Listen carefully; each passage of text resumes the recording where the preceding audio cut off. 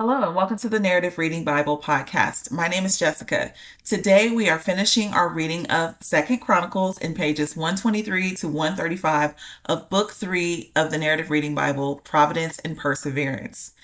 You are doing an outstanding job going through the whole Bible. And I hope that as you dive into each book, you can see how it contributes to the meta narrative. That is the whole story of redemption as communicated through the various authors that God empowered by his Spirit to write. Today, we're going to be talking about King Hezekiah. Hezekiah leads Judah in a great Passover celebration, uniting the people in worship and bringing renewal. After his death, his son Manasseh rules with extreme wickedness, but later repents and seeks God. His son Amon reigns briefly and continues in evil, while Josiah becomes king and brings major reforms, including the repair of the temple and restoring worship. Despite Josiah's faithful efforts, however, the people return to sin, and after his death, Judah falls deeper into idolatry. Eventually, Babylon conquers Jerusalem, destroys the temple, and takes the people into exile. We are going to be reading this from the Berean Standard Bible translation. Enjoy today's reading. Then Hezekiah sent word throughout all Israel and Judah, and he also wrote letters to Ephraim and Manasseh, inviting them to come to the house of the Lord in Jerusalem to keep the Passover of the Lord, the God of Israel. For the king and his officials and the whole assembly in Jerusalem had decided to keep the Passover in the second month, since they had been unable to observe it at the regular time, because not enough priests had consecrated themselves and the people had not been gathered in Jerusalem. This proposal pleased the king and the whole assembly. So they established a decree to circulate a proclamation throughout Israel from Beersheba to Dan that the people should come to keep the Passover of the Lord, the God of Israel, in Jerusalem, for they had not observed it as a nation as prescribed. So the couriers went throughout Israel and Judah with letters from the king and his officials, which read, "Children of Israel, return to the Lord, the God of Abraham, Isaac, and Israel, so that he may return to those of you who remain, who have escaped the grasp of the kings of Assyria. Do not be like your fathers and brothers who were unfaithful to the Lord, the God of their fathers, so that he made them an object of horror, as you can see. Now do not stiffen your necks as your fathers did. Submit to the Lord and come to his sanctuary, which he has consecrated forever. Serve the Lord your God so that his fierce anger will turn away from you. For if you return to the Lord, your brothers and sons will receive mercy in the presence of their captors and will return to this land. For the Lord your God is gracious and merciful. He will not turn his face away from you if you return to him." And the couriers traveled from city to city through the land of Ephraim and Manasseh as far as Zebulun. But the people scorned and mocked them. Nevertheless, some from Asher, Manasseh, and Zebulun humbled themselves and came to Jerusalem. Moreover, the power of God was on the people in Judah to give them one heart to obey the command of the king and his officials according to the word of the Lord. In the second month, a very great assembly gathered in Jerusalem to celebrate the feast of unleavened bread. They proceeded to remove the altars in Jerusalem and to take away the incense altars and throw them into the Kidron Valley. And on the 14th day of the second month they slaughtered the Passover lamb. The priests and Levites were ashamed, and they consecrated themselves and brought burnt offerings to the house of the Lord. They stood at their prescribed posts according to the law of Moses, the man of God. The priests sprinkled the blood which they received from the hand of the Levites. Since there were many in the assembly who had not consecrated themselves, the Levites were in charge of slaughtering the Passover lambs for every unclean person to consecrate the lambs to the Lord. A large number of the people, many from Ephraim, Manasseh, Issachar, and Zebulun, had not purified themselves, yet they ate the Passover contrary to what was written. But Hezekiah interceded for them, saying, "May the Lord, who is good, provide atonement for everyone who sets his heart on seeking God, the Lord, the God of his fathers, even if he is not cleansed according to the purification rules of the sanctuary." And the Lord heard Hezekiah and healed the people. The Israelites who were present in Jerusalem celebrated the Feast of Unleavened Bread for 7 days with great joy, and the Levites and priests praised the Lord day after day, accompanied by loud instruments of praise to the Lord. And Hezekiah encouraged all the Levites who performed skillfully before the Lord. For 7 days they ate their assigned portion, sacrificing fellowship offerings and giving thanks to the Lord, the God of their fathers. The whole assembly agreed to observe 7 more days, so they observed 7 days with joy. For Hezekiah king of Judah contributed 1,000 bulls and 7,000 sheep for the assembly, and the officials contributed 1,000 bulls and 10,000 sheep for the assembly, and a great number of priests consecrated themselves. Then the whole assembly of Judah rejoiced along with the priests and Levites and the whole assembly that had come from Israel, including the foreigners who had come from Israel and those who lived in Judah. So there was great rejoicing in Jerusalem, for nothing like this had happened there since the days of Solomon son of David, king of Israel. Then the priests and the Levites stood to bless the people, and God heard their voice, and their prayer came into his holy dwelling place in heaven. When all this had ended, the Israelites in attendance went out to the cities of Judah and broke up the sacred pillars, chopped down the Asherah poles, and tore down the high places and altars throughout Judah and Benjamin, as well as in Ephraim and Manasseh, until they had utterly destroyed them all. Then all the Israelites returned to their cities, each to his own property. Hezekiah re-established the divisions of the priests and Levites, each of them according to their duties as priests or Levites, for the burnt offerings and peace offerings, for ministry, for giving thanks, and for singing praises at the gates of the Lord's dwelling. The king contributed from his own possessions for the regular morning and evening burnt offerings, and for the burnt offerings on the Sabbaths, new moons, and appointed feasts, as written in the law of the Lord. Moreover, he commanded the people living in Jerusalem to make a contribution for the priests and Levites so that they could devote themselves to the law of the Lord. As soon as the order went out, the Israelites generously provided the firstfruits of the grain, new wine, oil, and honey, and of all the produce of the field, and they brought in abundance, a tithe of everything.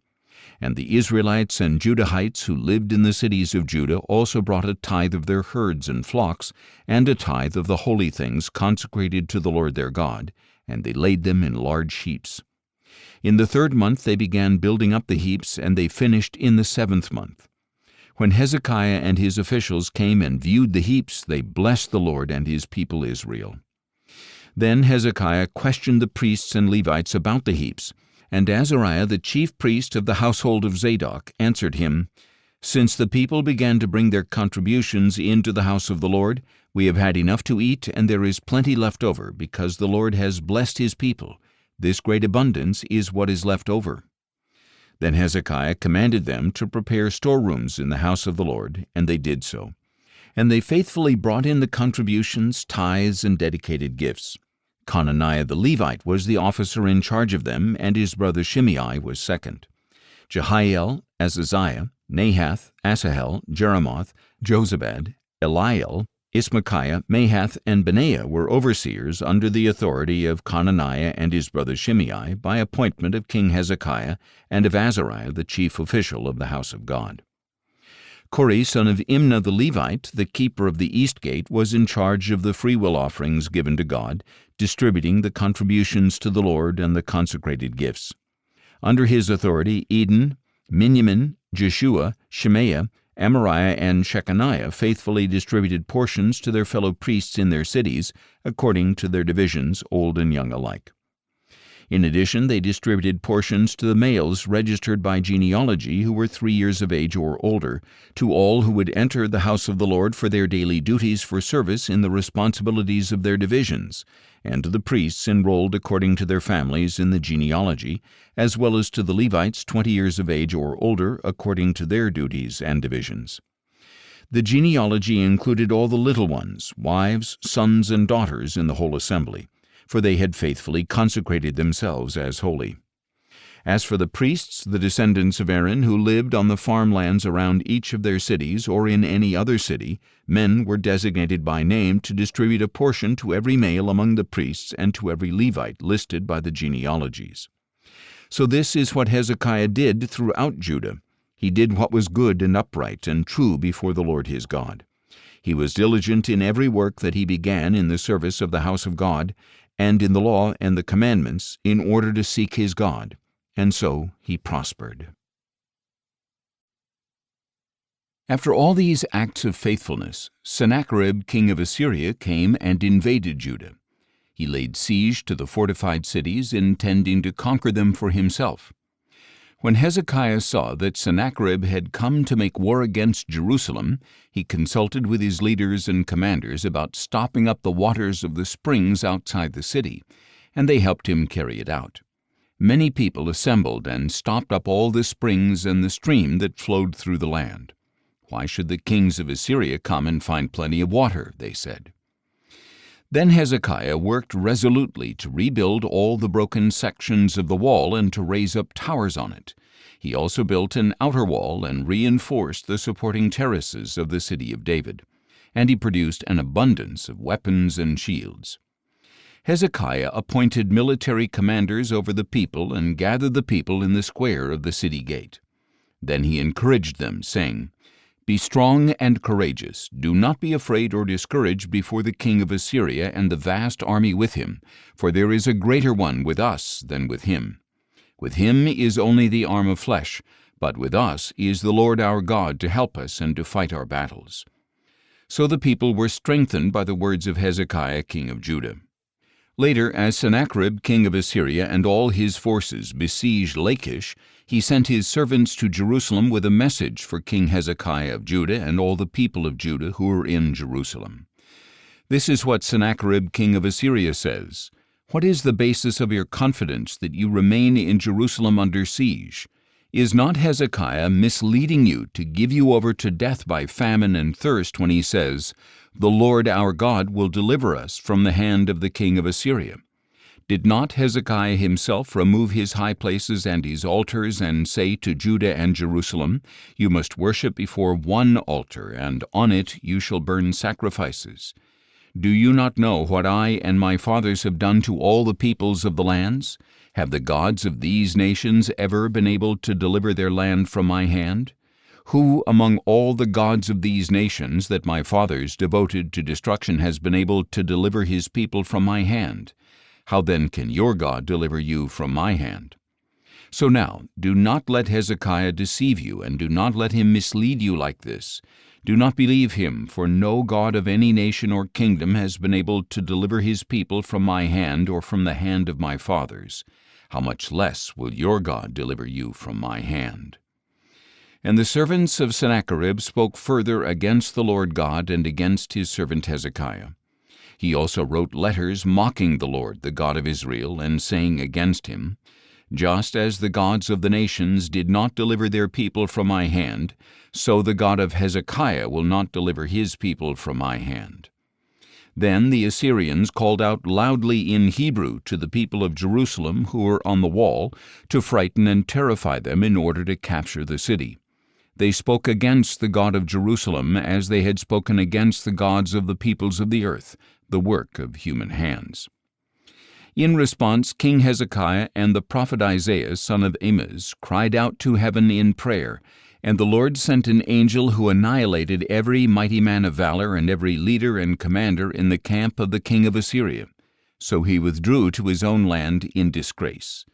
And when he entered the temple of his God, some of his own sons struck him down with a sword. So the Lord saved Hezekiah and the people of Jerusalem from the hands of King Sennacherib of Assyria and all the others, and he gave them rest on every side. Many brought offerings to Jerusalem for the Lord and valuable gifts for Hezekiah king of Judah, and from then on he was exalted in the eyes of all nations. In those days Hezekiah became mortally ill, so he prayed to the Lord, who spoke to him and gave him a sign. But because his heart was proud, Hezekiah did not repay the favor shown to him. Therefore wrath came upon him and upon Judah and Jerusalem. Then Hezekiah humbled the pride of his heart, he and the people of Jerusalem, so that the wrath of the Lord did not come upon them during the days of Hezekiah. Hezekiah had very great riches and honor, and he made treasuries for his silver, gold, precious stones, spices, shields, and all kinds of valuable articles. He also made storehouses for the harvest of grain and new wine and oil, stalls for all kinds of livestock, and pens for the flocks. He made cities for himself, and he acquired herds of sheep and cattle in abundance, for God gave him very great wealth. It was Hezekiah who blocked the upper outlet of the spring of Gihon and channeled it down to the west side of the city of David.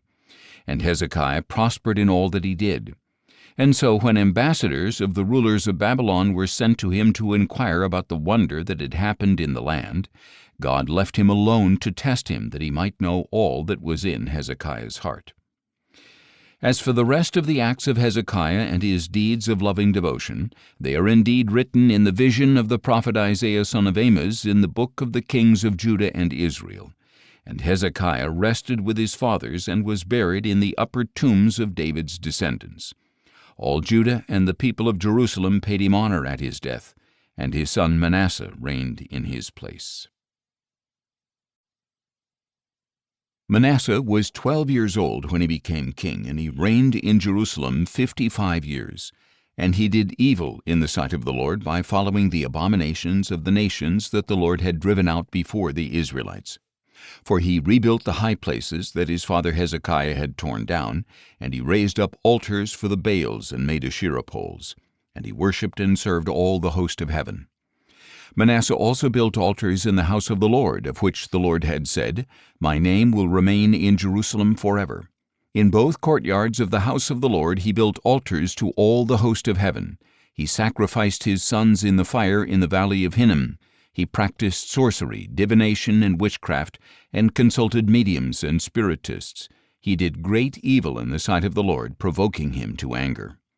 Manasseh even took the carved image he had made and set it up in the house of God, of which God had said to David and his son Solomon, In this temple and in Jerusalem, which I have chosen out of all the tribes of Israel, I will establish my name forever.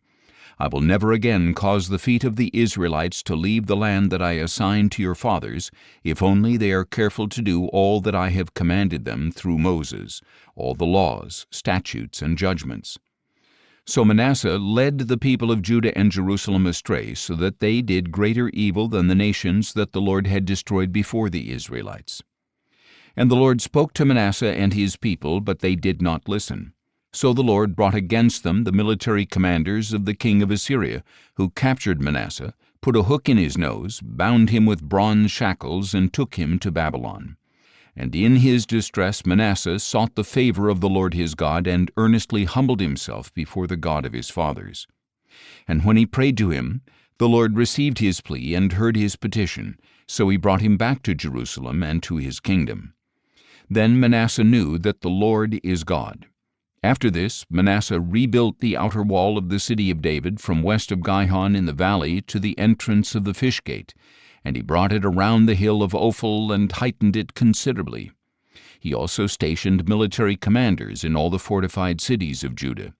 He removed the foreign gods and the idol from the house of the Lord, along with all the altars he had built on the Temple Mount and in Jerusalem, and he dumped them outside the city. Then he restored the altar of the Lord and sacrificed peace offerings and thank offerings on it, and he told Judah to serve the Lord, the God of Israel. Nevertheless, the people still sacrificed at the high places, but only to the Lord their God. As for the rest of the acts of Manasseh, along with his prayer to his God and the words of the seers who spoke to him in the name of the Lord, the God of Israel, they are indeed written in the Chronicles of the kings of Israel. His prayer and how God received his plea, as well as all his sin and unfaithfulness, and the sites where he built high places and set up Asherah poles and idols before he humbled himself, they are indeed written in the records of the seers. And Manasseh rested with his fathers and was buried at his palace, and his son Amon reigned in his place. Amon was 22 years old when he became king, and he reigned in Jerusalem 2 years. And he did evil in the sight of the Lord, as his father Manasseh had done. Amon served and sacrificed to all the idols that his father Manasseh had made, but he did not humble himself before the Lord, as his father Manasseh had done. Instead, Amon increased his guilt. Then the servants of Amon conspired against him and killed him in his palace. But the people of the land killed all those who had conspired against King Amon, and they made his son Josiah king in his place. Josiah was 8 years old when he became king, and he reigned in Jerusalem 31 years. And he did what was right in the eyes of the Lord, and walked in the ways of his father David. He did not turn aside to the right or to the left.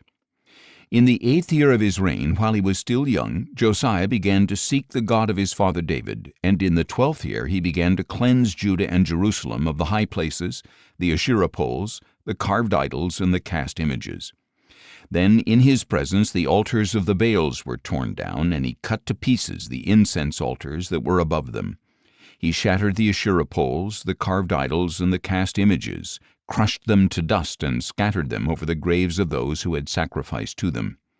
Then he burned the bones of the priests on their altars. So he cleansed Judah and Jerusalem. Josiah did the same in the cities of Manasseh, Ephraim, and Simeon, as far as Naphtali, and in the ruins around them. He tore down the altars and Asherah poles, crushed the idols to powder, and cut to pieces all the incense altars throughout the land of Israel.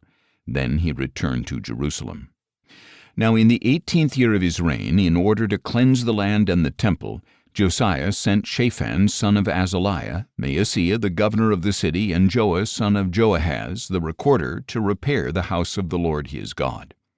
So they went to Hilkiah the high priest, and gave him the money that had been brought into the house of God, which the Levites at the doors had collected from the people of Manasseh and Ephraim, from all the remnant of Israel, Judah, and Benjamin, and from the people of Jerusalem. They put it into the hands of the supervisors of those doing the work of the house of the Lord, who in turn gave it to the workmen restoring and repairing the house of the Lord. They also gave money to the carpenters and builders to buy dressed stone, as well as timbers for couplings and beams for the buildings that the kings of Judah had allowed to deteriorate. And the men did the work faithfully. The Levites overseeing them were Jahath and Obadiah, descendants of Merari, and Zechariah and Meshullam, descendants of Kohath. Other Levites, all skilled with musical instruments, were over the laborers and supervised all who did the work, task by task. Some of the Levites were secretaries, officers, and gatekeepers. While they were bringing out the money that had been taken into the house of the Lord, Hilkiah the priest found the book of the law of the Lord written by Moses. And Hilkiah said to Shaphan the scribe, I have found the book of the law in the house of the Lord. And he gave it to Shaphan. Then Shaphan brought the book to the king and reported, Your servants are doing all that has been placed in their hands. They have paid out the money that was found in the house of the Lord, and have put it into the hands of the supervisors and workers. Moreover, Shaphan the scribe told the king, Hilkiah the priest has given me a book. And Shaphan read it in the presence of the king. When the king heard the words of the law, he tore his clothes, and commanded Hilkiah, Ahikam son of Shaphan, Abdon son of Micah, Shaphan the scribe, and Asaiah the servant of the king, Go and inquire of the Lord for me and for those remaining in Israel and Judah concerning the words in the book that has been found. For great is the wrath of the Lord that has been poured out on us, because our fathers have not kept the word of the Lord by doing all that is written in this book. So Hilkiah and those the king had designated went and spoke to Huldah the prophetess, the wife of Shallum son of Tokhath, the son of Hasrah, the keeper of the wardrobe. She lived in Jerusalem in the 2nd district. And Huldah said to them, This is what the Lord, the God of Israel, says. Tell the man who sent you that this is what the Lord says. I am about to bring calamity on this place and on its people, according to all the curses written in the book that has been read in the presence of the king of Judah, because they have forsaken me and burned incense to other gods, that they might provoke me to anger with all the works of their hands. My wrath will be poured out upon this place and will not be quenched. But as for the king of Judah who sent you to inquire of the Lord, tell him that this is what the Lord, the God of Israel, says. As for the words that you heard, because your heart was tender and you humbled yourself before God when you heard his words against this place and against its people, and because you have humbled yourself before me, and you have torn your clothes and wept before me, I have heard you, declares the Lord. Now I will indeed gather you to your fathers, and you will be gathered to your grave in peace. Your eyes will not see all the calamity that I will bring on this place and on its inhabitants. So they brought her answer back to the king. Then the king summoned all the elders of Judah and Jerusalem, and he went up to the house of the Lord with all the people of Judah and Jerusalem, as well as the priests and the Levites, all the people small and great, And in their hearing he read all the words of the book of the covenant that had been found in the house of the Lord. So the king stood by the pillar and made a covenant before the Lord to follow the Lord and to keep his commandments, decrees, and statutes with all his heart and all his soul, and to carry out the words of this covenant that were written in this book. Then he had everyone in Jerusalem and Benjamin take a stand in agreement to it. So all the people of Jerusalem carried out the covenant of God, the God of their fathers. And Josiah removed all the abominations from all the lands belonging to the Israelites, and he required everyone in Israel to serve the Lord their God. Throughout his reign they did not turn aside from following the Lord, the God of their fathers. Then Josiah celebrated the Passover to the Lord in Jerusalem, and the Passover lamb was slaughtered on the 14th day of the first month. He appointed the priests to their duties and encouraged them in the service of the house of the Lord. To the Levites who taught all Israel and were holy to the Lord, Josiah said, "Put the holy ark in the temple built by Solomon son of David, king of Israel. It is not to be carried around on your shoulders. Now serve the Lord your God and his people Israel. Prepare yourselves by families in your divisions, according to the instructions written by David king of Israel and Solomon his son. Moreover, stand in the holy place by the divisions of the families of your kinsmen, the lay people, and by the divisions of the families of the Levites. Slaughter the Passover lambs, consecrate yourselves, and make preparations for your fellow countrymen to carry out the word of the Lord given by Moses." From his own flocks and herds, Josiah contributed 30,000 lambs and goats, plus 3,000 bulls for the Passover offerings for all the people who were present. His officials also contributed willingly to the people and priests and Levites. Hilkiah, Zechariah, and Jehiel, the administrators of the house of God, gave the priests 2,600 Passover offerings and 300 bulls. Additionally, Conaniah and his brothers Shemaiah and Nathanael, as well as Hashabiah, Jeiel, and Jozabad, officers of the Levites, donated to the Levites 5,000 Passover offerings and 500 bulls. So the service was prepared. The priests stood in their places and the Levites in their divisions according to the king's command. And they slaughtered the Passover lambs, while the priests sprinkled the blood handed to them, and the Levites skinned the animals. They set aside the burnt offerings to be given to the divisions of the families of the people to offer to the Lord, as is written in the book of Moses, and they did the same with the bulls. They roasted the Passover animals on the fire according to the regulation, and they boiled the other holy offerings in pots, kettles, and bowls, and quickly brought them to all the people. Afterward they made preparations for themselves and for the priests, since the priests, the descendants of Aaron, were offering up burnt offerings and fat until nightfall. So the Levites made preparations for themselves and for the priests, the descendants of Aaron. The singers, the descendants of Asaph, were at their stations according to the command of David, Asaph, Heman, and Jeduthun, the king's seer. And the gatekeepers at each gate did not need to leave their position because their fellow Levites made preparations for them. So on that day the entire service of the Lord was carried out for celebrating the Passover and offering burnt offerings on the altar of the Lord, according to the command of King Josiah. The Israelites who were present also observed the Passover at that time, as well as the Feast of Unleavened Bread, for 7 days. No such Passover had been observed in Israel since the days of Samuel the prophet.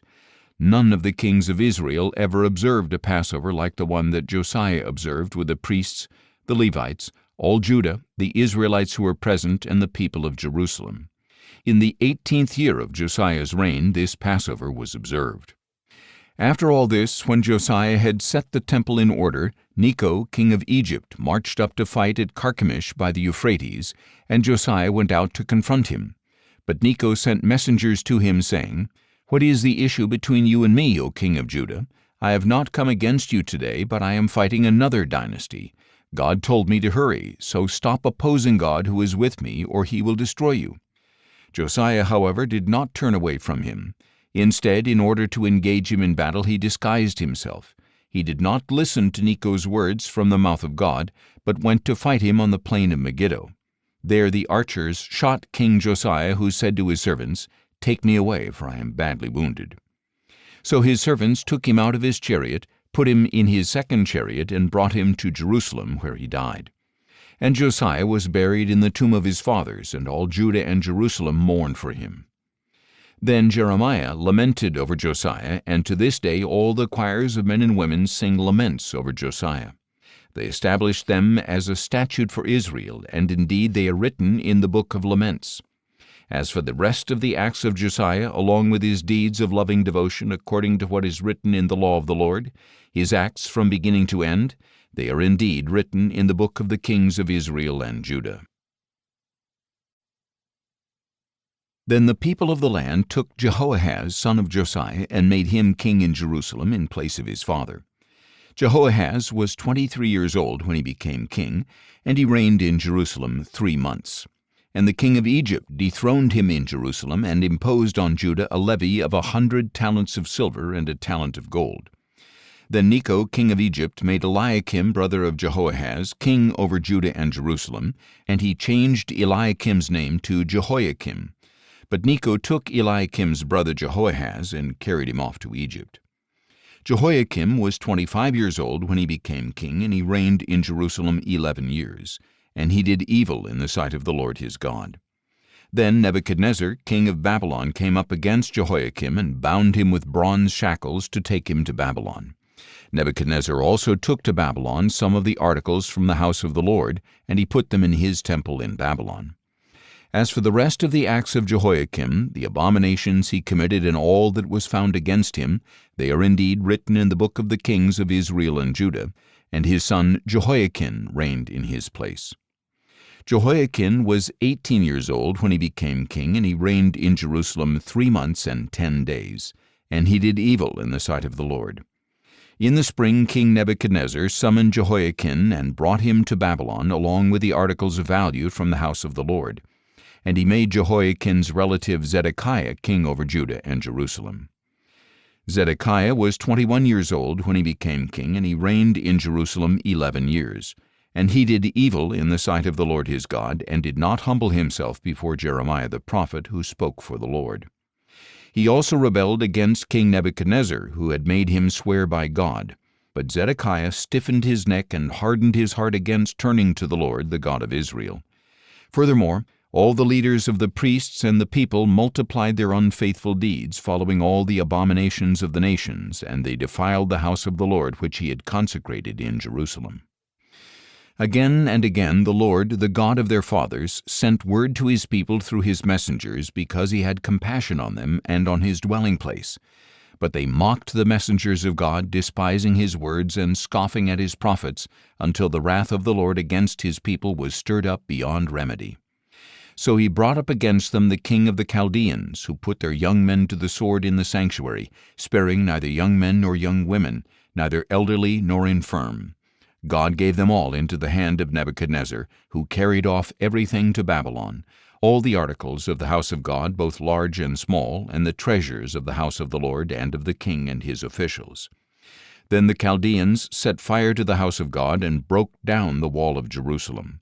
They burned down all the palaces and destroyed every article of value. Those who escaped the sword were carried by Nebuchadnezzar into exile in Babylon, and they became servants to him and his sons until the kingdom of Persia came to power. So the land enjoyed its Sabbath rest all the days of the desolation, until 70 years were completed, in fulfillment of the word of the Lord through Jeremiah. In the first year of Cyrus king of Persia, to fulfill the word of the Lord spoken through Jeremiah, the Lord stirred the spirit of Cyrus king of Persia to send a proclamation throughout his kingdom, and to put it in writing as follows.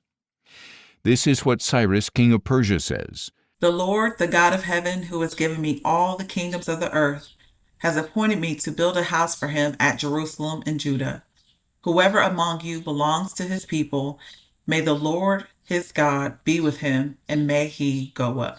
That concludes our reading of 2 Chronicles. We will now move into the book of Ezra. We will be reading from pages 136 to 146. I'll see you tomorrow.